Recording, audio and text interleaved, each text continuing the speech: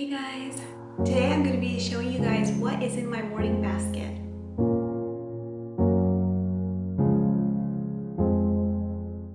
Hey guys, I'm so glad to have you guys here. My channel is all about being a wife, a mom to 4 boys, living overseas, and I love talking about all things homeschool. Today's video is in collaboration with a bunch of other awesome homeschool moms. They're also going to be showing you what is in their morning basket. The host of this collab is Vani from Miss Mom's Homeschool, and I'll have the link for the playlist and her channel both down below in the description box. So in the playlist below, all of us homeschool moms are going to be showing you guys what is in our morning basket. And some of these moms have like older kids, some have younger kids. For me, my boys are ages 6 and down. So I have first grader twins and then a 2-year-old and an infant. And so I will show you guys kind of what we do. And I know for me, I'm always looking for ideas of stuff that I might want to use throughout the school year or in the next year even. And so I love to see what other people use to give me ideas. So I kind of have 2 stacks today that I'm going to show you. The one stack is what we are currently using over here, and then I have another stack over here of stuff that we used in the past, just to give you guys some ideas.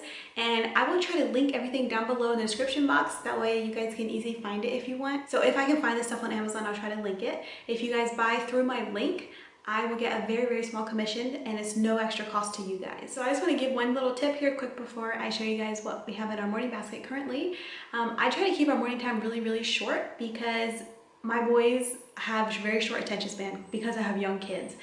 The twins are 6 and they're in first grade, and their attention span is really short, especially because we also normally have my 2-year-old and my baby in here with us, and they're very distracting. And so I've found it really frustrating if I make my morning basket time too long. It ends up the boys are really distracted, not paying attention, then I feel really frustrated because nobody's even listening to me. So one thing I have found really helpful is if I have a book in there that the 2-year-old enjoys, something that's on his level, and I do that first.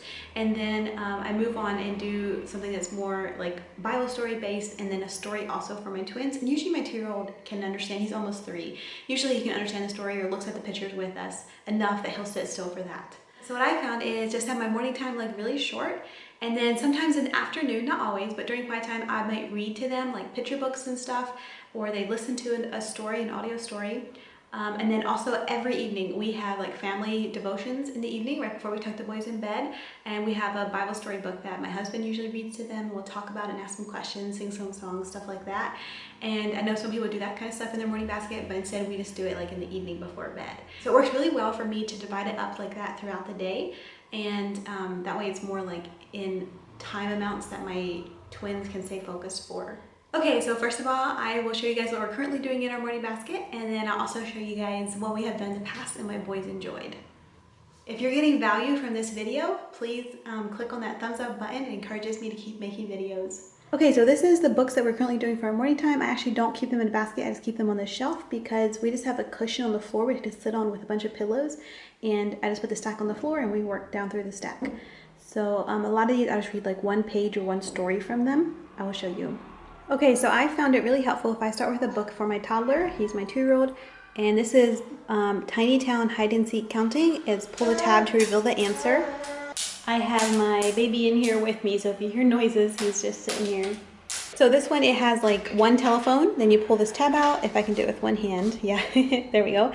So it's number 1, and you push it back in, and turn the page. There's 2 alligators, you pull it out, there's a number 2, and so each page is like that, and it goes up to number 10.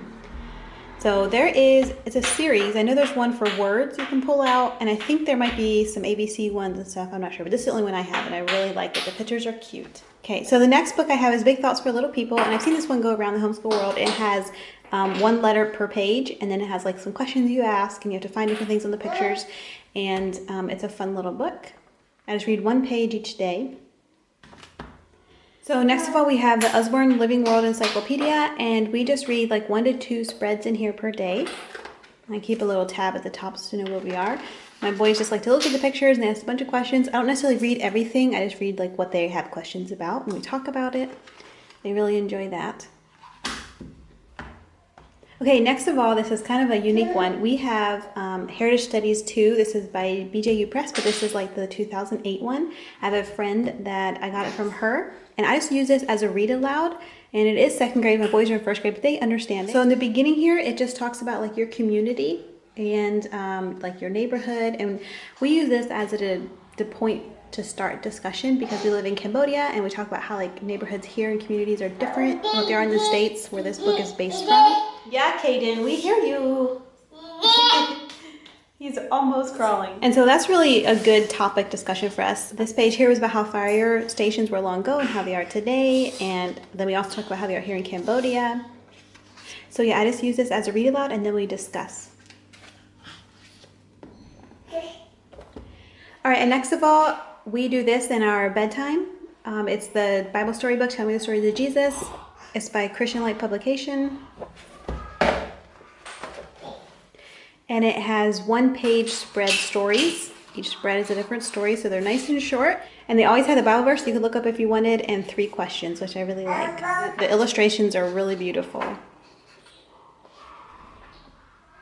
So this stack is what we currently do in the morning. This one we're doing in the evening. And then the afternoon I'll just read picture books and they can pick whatever they want. All right, and then I got 2 more stacks here. And these are books that we've done in the past that my kids have really, really loved. And I just want to show you guys for ideas. This one here, a lot of people are really familiar with, the Jesus Storybook Bible. And we read this last year and it's got lots of short stories, really beautiful illustrations. And every story, even the Old Testament, whispers Jesus' name. I definitely recommend that book. This is the Children's Book of Virtues, and it has a whole bunch of short stories in it, and it has some poems, and yeah, a lot of the stories teach a moral. So yeah, my boys enjoyed this one. They're interesting, unique stories. And this is something we'll read again probably later this school year. Next of all, this is how we do it. This follows 7 kids that live all around the world, and it goes through their day, like where they live, what they eat for breakfast, where they go to school, what kind of place they sleep in, what kind of food they eat, all that stuff. There's the countries. So it definitely is good for young kids, help them realize the world is bigger than what they know. Next of all, we have God's Very Good Idea, and this is part of a series. It's called Tales That Tell the Truth, and they have more in this series. This one I know is on Amazon. I'll definitely link it. It's really good. It talks about how it's a true story about God's delightfully different family, how we're all different, not just our skin, but also our personalities, and God loves us all. And so it's really good, especially for right now with all that's going on. I definitely recommend this book, and it brings out the gospel so well. Okay, next of all is Little Kids' First Good Book of How, and this is by National Geographic Kids. And we read through 2 to 4 pages in here every day. My kids really enjoyed this book. It's all different kinds of science things, bright, beautiful pictures. Here's Let's Play a Game. This one here also has a series in it, Little Kids' First Big Books of Animals, Bugs, Dinosaurs, Space, and Ocean. First Big Book of the World. Okay, next of all is the Usborne book, my first reference book about our world. And this one's really short, but it's really good for little kids. It talks about different climates, different seasons, different weather, different things that's in our world. What makes it rain. Very basic and simple. My boys really enjoyed this one. Where do they live? Secrets of Our Earth. This is a Shine a Light book by Usborne. And so these are really neat because you shine your light on the back side like your cell phone, and then whatever's on the other side will shine through like this. I had this page marked because I wanted to look at this page again. Recently we were studying about volcanoes. Hey guys, so I'm back. I took a little break. I want to put my baby down for a nap. Okay, and then these are books that my 2-year-old and my 6-year-olds really enjoy. These are like interactive books. These 2 are especially for my 2-year-old. This one he likes to do is finger match, and you match the colors like green to green, pink to pink, orange to orange, and you can tell it's well loved. We have it taped up here. It starts out with colors and goes to shapes, and then it does some patterns. Yeah, the one side to the other side, and it's different animals, like the animal head to the animal tail. It's really cute. Shadows. So my 2-year-old really likes this one. He loves if I sit down and do it with him. It's finger match. There's others in this series also. And then this one here is A is for Apple, and this one you probably have maybe seen. But you can take your finger and trace it. It's like indented, and you can open the flap. You can see my kid got a hold of this book, and each page is like that. There's also one for numbers, but we don't have that one. And then these 3 are all interactive books, and you can tell they've been well loved. This one here is like, it says ready, press here and turn the page, and then each page tells you different things to do. The whole thing is like so interactive and colorful and bright, and the theme is like mixing colors. And that was the first in the series, and then they did this one here, and this one's Mix It Up, and this is just more of the exact same thing. Like here, it tells you like, now try tilting the book to the right. So you tilt the book to the right and turn the page. You can see it mixed the colors. Here it says, close the book and push down really hard so the colors squish together. So then you do that, close the book and open it up, and here you can tell the colors are squished together. If you rub the two colors together really hard, then what happens? So you get the kid and you get them to rub the colors together and it makes purple. And yeah, it's just really fun, interactive book. And then this one here is, there's a monster in your book. And again, it's interactive where it tells you, oh no, there's a monster in your book. Let's try to get him out. Shake it and turn the page. And then you keep doing it. You gotta tickle his feet. You gotta blow. You gotta tilt the book. Tilt the other way. He's hanging on up there. You gotta wiggle the book, spin the book. Yeah, be loud. He runs away, and then it tells you to be even louder. And then in the end, I will say this: they pretend that he's gone and that he's in your room somewhere. And so this can scare your kids if you're reading it like at bedtime. So make sure you finish it. It says, "Look, he's coming back," and you call him, and he comes back, and you pet his little. In the end here, you pet his little head and tell him, "Good night, monster."